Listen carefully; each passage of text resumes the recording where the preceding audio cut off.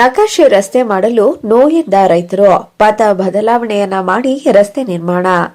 ದೊಡ್ಡಬಳ್ಳಾಪುರ ತಾಲೂಕಿನ ಲಕ್ಷ್ಮೀದೇವಿಪುರ ಗ್ರಾಮದಲ್ಲಿ ನಕಾಶೆ ರಸ್ತೆ ಬಿಡಲು ಒಪ್ಪದ ರೈತರಿಗೆ ಮನವೊಲಿಸಿ ಪಥ ಬದಲಾವಣೆ ರಸ್ತೆಯನ್ನು ಕಂದಾಯ ಇಲಾಖೆ ವತಿಯಿಂದ ಮಾಡಿಕೊಡಲಾಯಿತು. ರೈತರ ಜಟಾಪಟಿಯಿಂದ ಬೇಸತ್ತ ಕಂದಾಯ ಇಲಾಖೆ ಅಧಿಕಾರಿಗಳು ಪಥ ಬದಲಾವಣೆ ರಸ್ತೆ ಕುರಿತು ಮಾಹಿತಿ ನೀಡಿ ರೈತರ ಮನವೊಲಿಸಿದ್ದಾರೆ.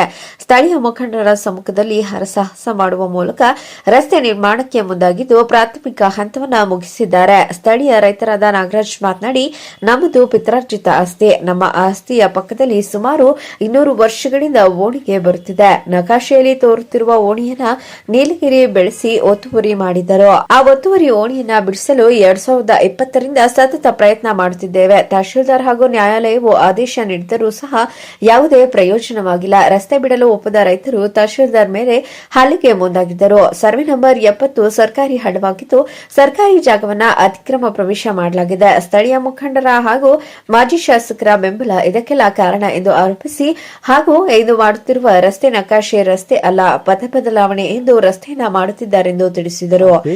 ನಾವು ಪಿತ್ರಾರ್ಜಿತ ಆಸ್ತಿ ಪಕ್ಕದಲ್ಲಿ ಓಣಿ ಸುಮಾರು 200 ವರ್ಷಗಳಿಂದ ಬರ್ತಾ ಇದೆ. ಅದು ನಕಾಶೆಯಲ್ಲಿದೆ.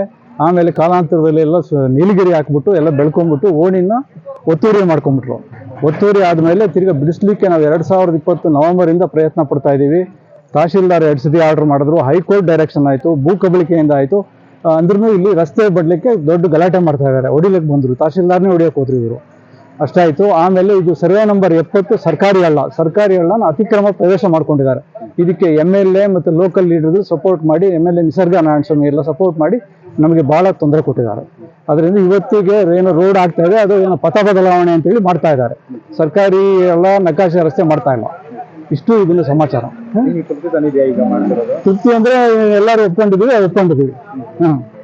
ಒಪ್ಕೊಂಡಿದ್ದೀವಿ ಅಂದ್ರೆ ನಮಗೆಲ್ಲ ಬಹಳ ತೊಂದರೆ ಕೊಟ್ಟರೆ ಎಲ್ಲ ಸೇರಿ. ಇದು 2020 ನವೆಂಬರಿಂದ ಸಮಸ್ಯೆ ಇದೆ. ಈ ಸಂದರ್ಭದಲ್ಲಿ ಕಂದಾಯ ಇಲಾಖೆಯ ಅಧಿಕಾರಿಗಳು, ಸ್ಥಳೀಯ ಮುಖಂಡರು, ಗ್ರಾಮಸ್ಥರು ಉಪಸ್ಥಿತರಿದ್ದರು. ಹರೀಶ್, ದೊಡ್ಡಬಳ್ಳಾಪುರ, ಚಾಮುಂಡಿ ನ್ಯೂಸ್.